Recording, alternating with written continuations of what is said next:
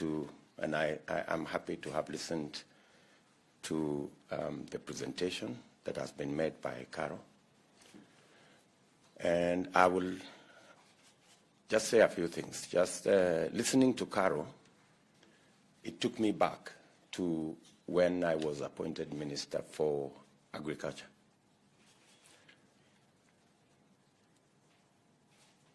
When I went to the Ministry of Agriculture in 2008, I found that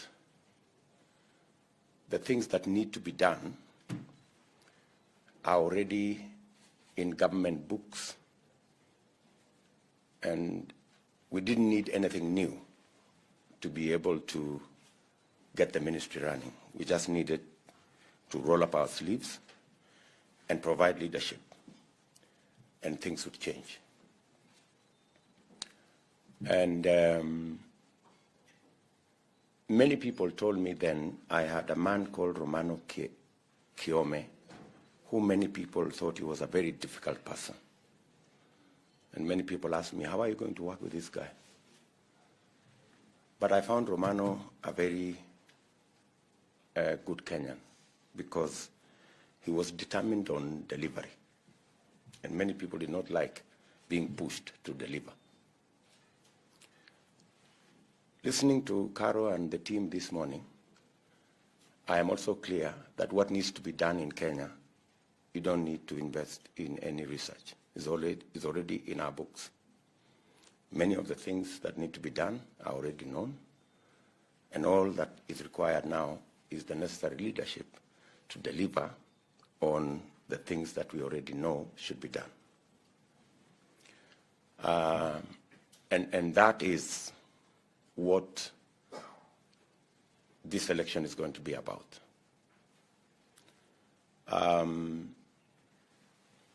My own perspective on the presentation that has been made and the place where we are as a country. I remember saying 3 years ago that we are going to change the conversation in Kenya. That's not going to be about leaders. It's not about changing the constitution. It's not going to be about sharing power. But it's going to be about the people. It's not going to be about changing the constitution. It's going to be about changing the economy. It's not going to be about sharing power. It's going to be about how to empower the citizens of our country. And that's where we are today. We have pushed the conversation in the political space to the place where we are today. We are discussing the economy. From the Kenya Kwanza bottom-up economic model to all the array up to where our other friends are. And I'm a very proud Kenyan that we are having a conversation in this election about the economy. It couldn't have been any better. I know there is an attempt to still continue to bring back the discussion about changing the constitution, creating a few more positions, creating a position of ombudsman to supervise the judiciary, giving additional power to the president to be able to manage the judiciary and to manage the legislature.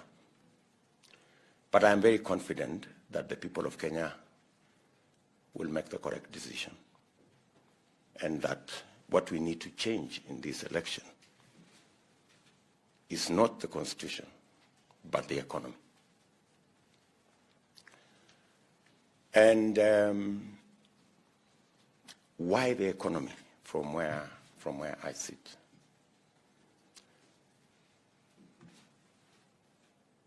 The way to move Kenya to the next level, as has been ably articulated by Carol, is how to relook at the whole spectrum of our economy. From the Kenya Kwanza perspective, we believe that the first step towards everything you have said here is how to capitalize the private sector. That's the whole essence. If you ask me what bottom-up is, it's about how to capitalize the private sector. I know when we say capitalize the private sector, many people wonder whether we are talking about capitalizing the corporates. That's not what we are discussing. We are discussing about having a limited resource base. How do you deploy the resources we have where we can get the highest return? Highest return in terms of creating jobs, highest return in terms of creating opportunity, highest return in terms of creating wealth, and highest return in terms of how we can move everybody to the next level. From the Kenya Kwanza perspective, we believe that the limited resources we have, the way to get the highest return is to deploy in areas that not only give us quick returns, but also the highest returns. And where are these areas? You've heard us say the lowest hanging fruit is in the agricultural space and in the micro and small enterprise space. If we deploy resources, public resources that is, in that sector of the private sector, we will then not only their productivity and get a quicker return, but we will then create a market. So it's about increasing our productivity and expanding the market for everybody. Let me maybe put it much more clearly. We believe that agriculture being the low-hanging fruit, deploying public resources in increasing the productivity of our farmers is the easiest place to begin. Why? Because number one, whether it is crops, we have the farmers already in place. They are already doing it. If it is maize, they are producing 5 bags per acre. We can make them produce 15 in one season. If we make sure they have the correct seed, and we make sure they have access to affordable fertilizer, we will increase their productivity. Milk, for example. We are the largest producer of milk in this continent. We produce 5 billion liters of milk every year. But on average, per cow, we produce between 3 and 4 kilos per cow. With quality seed, with quality feed, we can increase the productivity of every cow from 3 to 15 or 20. That way, we can take it, even if we double it to 10 billion liters. Milk can easily overtake horticulture can easily overtake tea in terms of our foreign exchange earner. And we have the market for it in this continent. This continent imports milk from New Zealand and all manner of places. I slipped a bit the other day. I was having a session in Nyeri, and I was trying to talk about DRC, where we have 90 million people. But I was misquoted. I was trying to say, DRC, we enjoy their music. They can also enjoy our milk, you know, because they are a big market, and they are actually a potential market. Why do I say it's a hanging fruit? We have the cows. The farmers are already doing it. Only that they are producing 3 kilos. From the same cow, they can produce 10, 15 kilos. And we can double or even triple our milk production. So this is the sector that has the lowest hanging fruit. Why do I say that? We can increase the productivity of our crop farmers in one season. We can increase the productivity of our cows within 2-3 months. So that's the place, in our opinion, where if you invest, if you deploy, the problem with that space is capital. They don't have the money to do it. And we need to deploy capital and support that sector. What does it do? We have close to 6 million. Anyway, 60% of Kenyans do some sort of farming. Even the people in this room.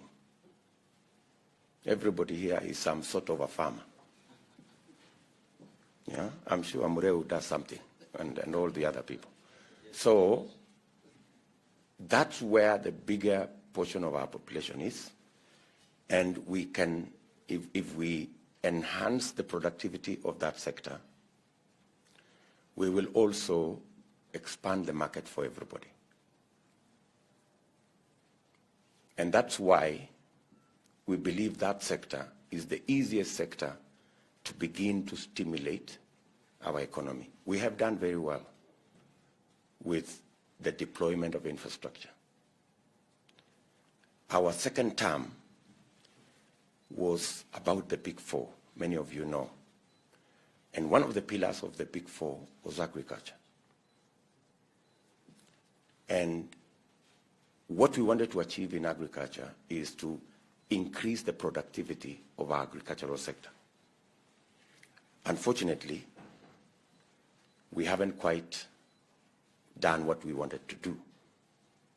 And I know everybody here knows why. We got a bit busy with the BBI project and took a bit of our time. And unfortunately, it ended at a place called null and void. That is the sector that can give us quick returns. Number two, we also believe that the small and micro space, as Caro has said here, is another place where we have opportunity. If we capitalize the micro, because what's the situation? 800 young people join the job market, or the labor market every year. Corporates hire 50,000. Medium corporates and enterprises hire another 150, maybe 200,000. So we have a whole 600,000 people every year joining the labor market. But because there is no space, they go to this micro and small enterprise space where they their income is $1, maybe $2, maybe $3 on a good day. And that whole sector has a big challenge in the space of capital. I've had occasion to interact with many people in that space. I remember, for example, I went to Ruaka, and a lady there called Shiko talked to me and said, you see, Mr. Hustler, what we do here, we borrow 1 million shillings every day in this market. 10.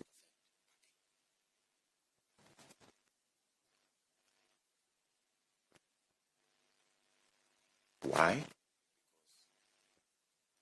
That's the credit we can access. Of course, you are aware that we have 15 million here. That announcement was made by His Excellency the President in Parliament a few months ago. Reason? Access to credit by the micro, small enterprise people. Because Fuliza charges them 6% per day. So if we capitalize that micro, small space, instead of them paying 1,000, 3,600% per year, if they paid 10% like the people sitting in this room, or 15% with the people sitting in this room, and we did what Caro said here, we provided them good space for them to do their enterprise, build good markets, make sure that they have a decent space to operate from, make sure that there is law that protects their business. They are not running from Kanjo and the rest of the guys. Those people can move from $2, $3 to $6, $7 per day. That is a space where we have opportunity.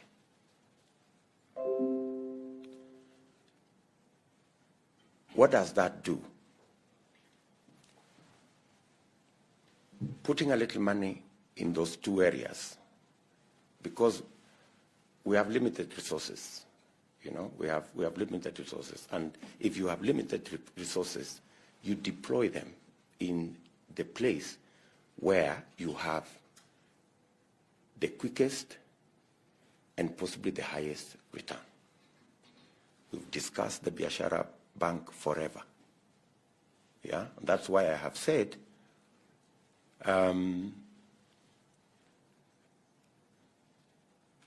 when or if elected, we will put the first 50 billion shillings in the fund for micro and small enterprise for them to have access to credit.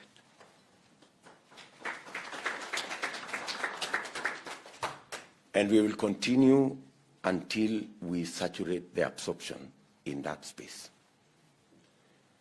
Just by access to credit, they can increase their incomes by at least $2 every day, because access to credit consumes that much from the people in that sector.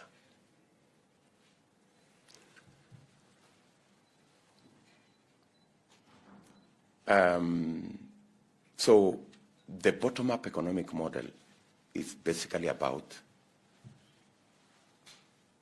access to capital in the private sector, expanding the market, and making sure that if all the farmers increase their productivity, they will be a market for the people in the corporate world. If we make sure that the 80%, Caro said, of the people in the micro and small micro and small enterprise, if we increase their productivity and increase their income, they will also become a market for the people in the manufacturing sitting in this room, the people in all the other spaces sitting in this room, and that increased productivity creates opportunities for the people sitting in this room for agro-processing, value addition, and the whole chain going up. That also gives us an opportunity to expand the tax base so that we can create a bigger pool of people who have resources and who can pay tax. And we don't have to rely on a few people today who we are running after and sometimes harassing them. Once we expand at the bottom, more people who are able to pay tax because we have enhanced their productivity in the agricultural sector. We have built an opportunity for agro-processing and value addition and build the value chains. And on the other hand, we have the 10 million people who are in the micro and medium enterprise space. If those 10 million people, we increase their income from the $2 to $6 or $7, in 7 years, we will double the size of our economy from where I sit. Yeah? And these are not difficult decisions because I have served in government and I know how decisions can actually change our whole country. I say so because when we came into office in 2013, we made very simple decisions. For example, what you guys are talking about, the infrastructure in the country. How did we build more roads with the same amount of money? We changed the building code. Today, we have 3 different categories of roads. We have the trunk roads, they are built to a different standard. We have the state construction roads, they are built to a different standard. We have the low volume roads that we are built to a different standard. We just needed to change the road building regulations. And where we were building a kilometer at 80 million, when it went to low volume, we are building it at 20 million. So for 1 kilometer, we could be able to build 4 kilometers with the same resources. So I'm just telling you that to give you the possibilities if we made the right decision. And the reason why we have doubled the number of paved road from 11,000 kilometers in 2013 to 22,000 kilometers in 2022 is because of that simple decision of changing the building code. Let me give you another example. How did we build or how did we connect more people to electricity? In 2013, when we came into office, we had 2.3 million people connected to electricity. Today, we have 8.7 million people connected to electricity. How? We again changed the connection model. You require to pay 70,000 before you are connected in 2013. Today, we connect everybody for free, and we have built in a small percentage into your monthly bill to cover the cost of the 70,000 over a period of 7 years. So that's how we have managed to expand. So what am I trying to say? I'm trying to say What is required in Kenya is the person to make the simple decisions to move our country to the next level. And that is what we will provide in Kenya Kwanza. We have the experience for it, and we have the capacity to make those decisions. I wish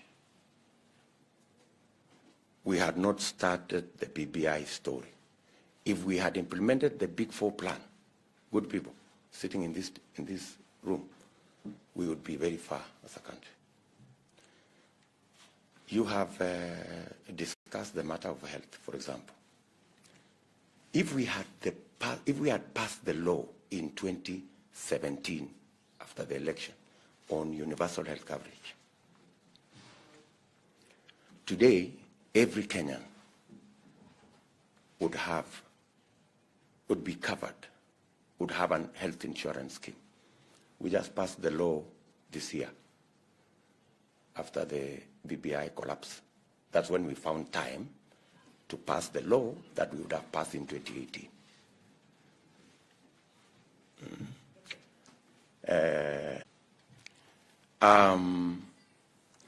We believe that with a bottom-up approach, we should be able to deploy our capital effectively, public resources we have. We should be able to make sure that we create jobs using the deployment of that capital in the agricultural sector, in the SME sector.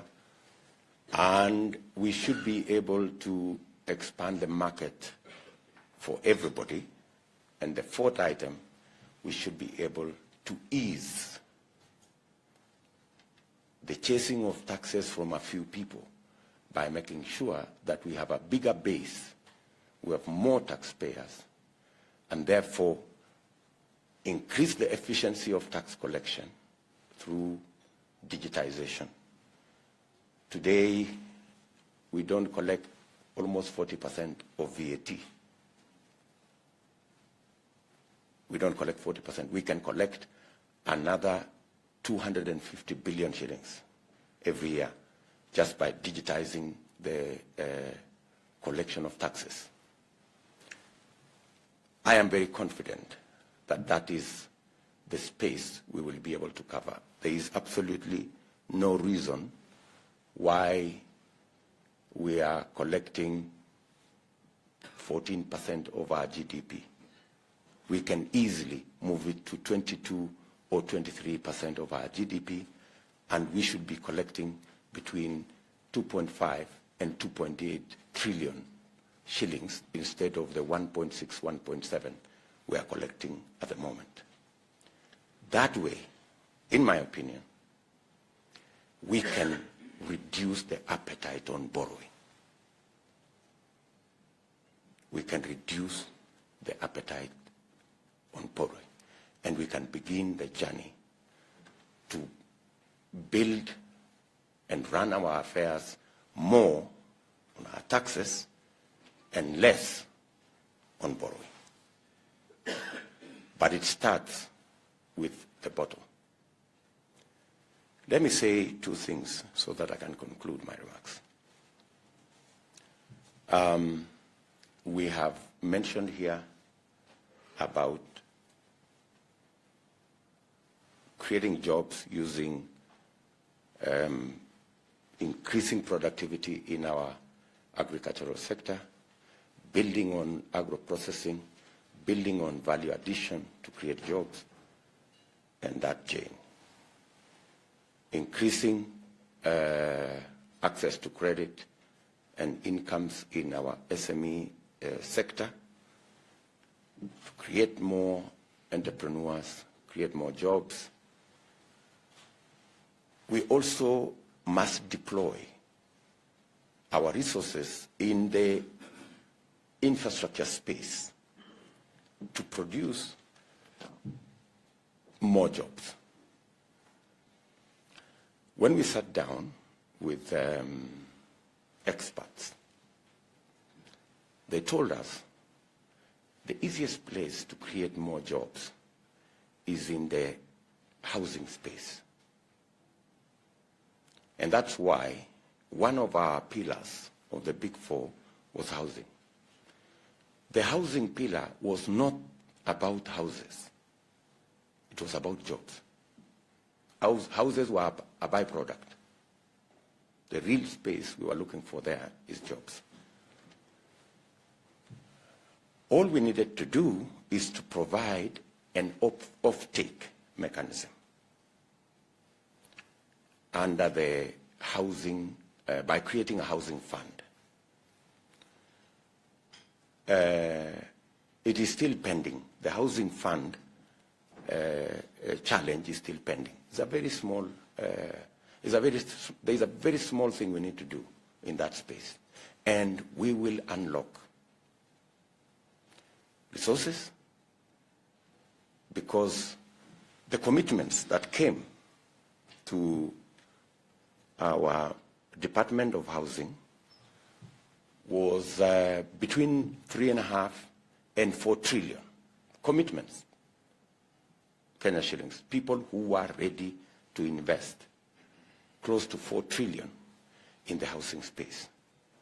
But they needed assurance that when they complete the building of this house, they needed assurance that there will be somebody to buy, and that person has the capacity to repay, and therefore there was need for us to provide an off-take plan by creating a housing fund. Imagine we were unable to create a housing fund that would provide the mechanism for us to stimulate the housing program, so that we can actually unleash what we were actually looking for, the jobs. So I promise that within the deliverables on my 100 days is to make sure that we have a housing fund and an off-take mechanism that will unlock the 4 trillion of investment and create the jobs from the affordable housing program. We have managed out of the 500,000 houses we were supposed to do, we have tried, I think we've managed about 2,000. You know, as a percentage of what we were supposed to do, I don't want to say we failed. I mean, it's up to you to judge whether we failed or we succeeded. And it's a very simple thing. That's why I'm telling you, we need the leadership with a focus to make the small decisions that will change Kenya. We've always talked about this tremendous potential. But as Vimal said here, we can be at the potential for 50 years unless we make the right decisions. And the right decisions are not necessarily very complicated. In fact, whenever I talk to people and I ask them how we manage to do the roads and how we manage to do the electricity, they tell me, if these decisions are this simple, why haven't they been made? But that's how it is. So, finally,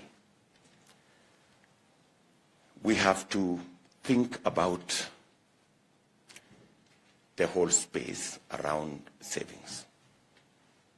Today, as a country, our savings is about 7, maybe 7.5, maybe 8 at most % of our GDP. The reason why we borrow from China is because their savings is 55% of their GDP. We have to rethink and rework the whole space of building a savings culture in our country. I mean, many of the people, all the people that have a pay slip know that there is a 200 shillings on their pay slip to NSSF. I'm not saying I'm saying 200 Kenya shillings. It's not $200. 200 Kenya shillings. I mean, anybody in their rightful mind, how can anybody say 200 shillings is a saving? It's very foolish, if I may say. So we have to rethink about how to build our savings so that we can run our development, we can do our investments on the basis of the savings that we have. We have to rethink the whole NSSF concept.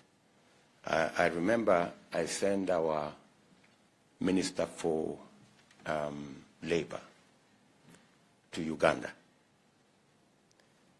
to look at their social security. Uganda, you pay 10% of your salary, and 5%, your employer pays 5%. So your first charge on your salary is your saving. That's why Uganda has built the largest social security in Eastern Central Africa. Tanzania has done the same. The whole parliament in Dodoma was built using their money from Social Security. And they not only use that money to fund their own development, they also benefit their own people. The interest we are paying for loans to other countries because we have borrowed their savings, we can pay that interest to our own Kenyans if we borrowed from their savings as a government. And we can create a bigger pool of resources that we can borrow at reasonable rates to drive our development. Again, we need to make the decisions that will put that in place, and I commit with my team that those are the decisions we will make. Finally, we must deal firmly and decisively with corruption, conflict of interest, and state capture. We must deal firmly. We must be clear that the fight against theft of public resources cannot be a subjective fight, because then we lose it. It must be a fight that is based on the rule of law. You've said here that our judiciary get I saw your number, 0.6% of the budget. The standard worldwide is 2.25 of our budget. That's why disputes in the business space take forever. That's why corruption cases take forever. And therefore, justice delayed become justice denied. We must operationalize the judiciary fund. And I will operationalize the judiciary fund day one. That is the first signature that I will put. So that we can free the judiciary to discharge its mandate. So that the judiciary can deal with disputes. So that the judiciary can deal firmly, decisively with corruption cases. I do not understand how anybody in their right senses, instead of operationalizing the judiciary fund and getting the judiciary to discharge its mandate independently, anybody could be imagining that you need an ombudsman appointed by the executive to supervise the judiciary so that the judiciary become subjective to the executive. It is madness. Anybody saying that we need to change the law so that the judiciary can now operate not independently, but supervised by the executive, is taking us, I don't know in which direction. Number two, the entire criminal justice system, because the office of the IG is an independent office in the Constitution, independence must include financial independence. If you do not have financial independence, your independence is meaningless. If you still have to depend on money from the office of the president to run an independent office of the IG and the DCI and the rest of it, we are told he who pays the piper calls the tune. That's why we have all these cases. There is a legitimate concern that the office of the DCI has been weaponized, not to discharge the mandate it has in the Constitution, but is being used as a weapon to fight the people you don't like. So, day one, I will sign the instrument to appoint an accounting officer in the office of the IG, so that their budget is no longer in the office of the president, their budget goes to the office of the IG, and they have financial independence, and they can go after whatever crook they want, they can go after whatever criminal they have without seeking permission from any person who is paying their bills.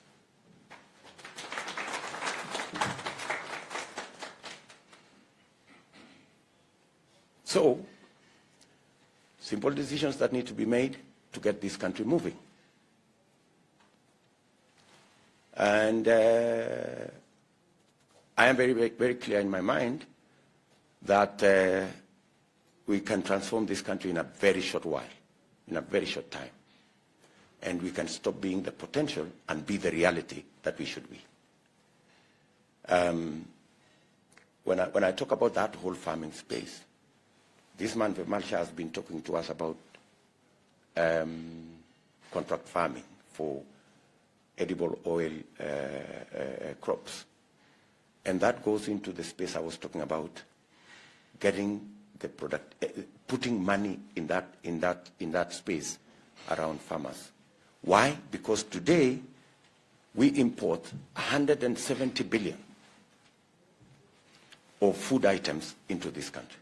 170 billion.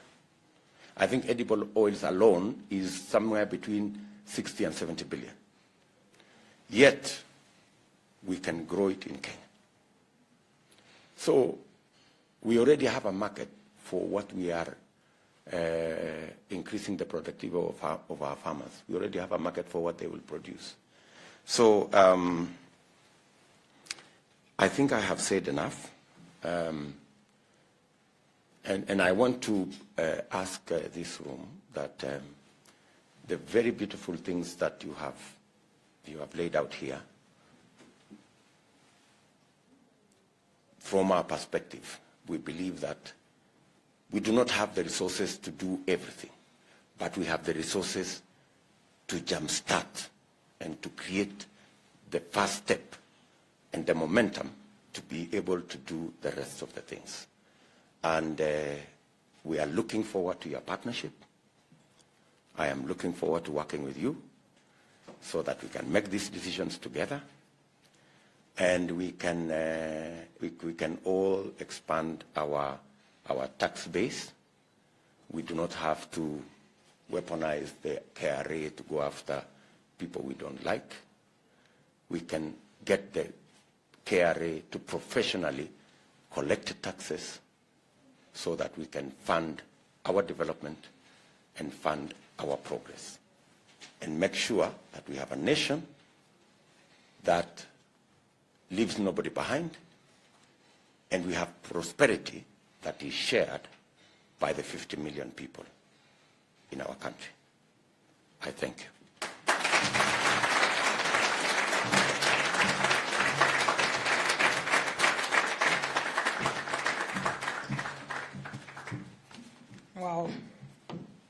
It has been an interesting session, having the two input from our leaders, from the private sector and from the presidential candidate.